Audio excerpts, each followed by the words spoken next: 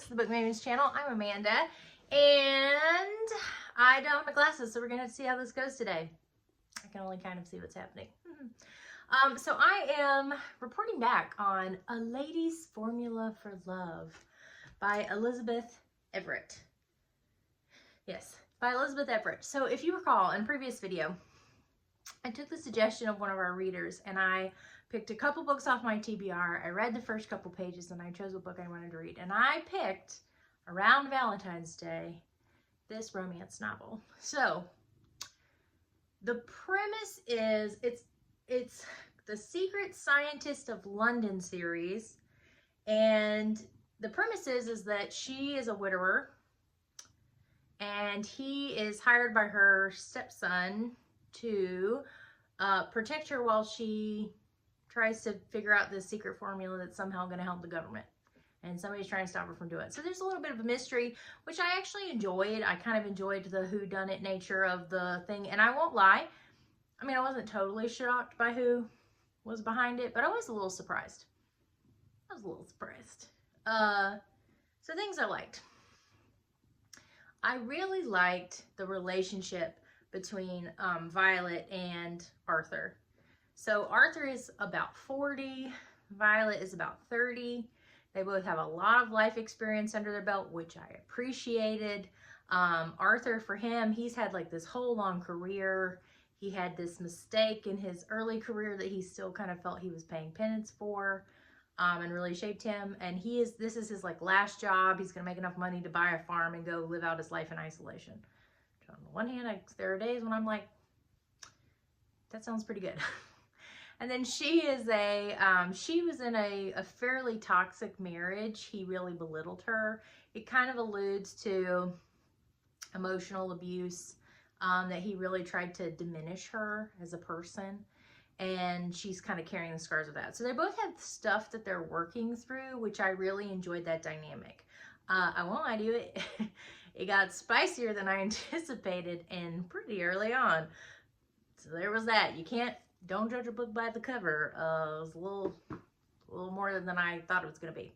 So my favorite part was probably their dynamic, and I really liked their relationship. I didn't like, and honestly, this is probably the reason I will not continue on with the series, because I think this is going to be a series. The Secret Scientist of London implies that there's going to be more than one of these. She's part of this Athena group, right? The Athena Club, which is it's a women's club. So kind of the same way that clubs for gentlemen were done in the like kind of Victorian period, where they're, billiards and concerts. So it's kind of scandalous at the time, right? And so they're trying to prove that they are respectable, reputable, what have you. So they're planning this like open house the whole time. But most of the ladies in this group are scientists who are kind of trying to hide from the public how intelligent they are, because it's very frowned upon to be independent and intelligent for a woman at this time. And so I love the premise of that. It reminded me a lot of the Athena Club book series, and I really loved that part. But it's supposed to be these deep bonds between these women, right? They're supposed to be like family. They found safety in being themselves around each other. The trouble is that basically all of the women in this book treat Violet in a very patronizing manner the whole time.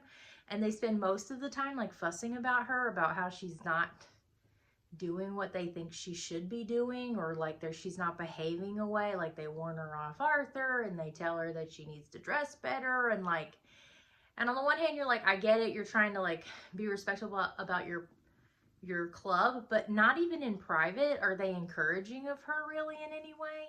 And I really didn't like that. Like, if this is supposed to be these like deep bonds, these deep female friendships, I really didn't see it.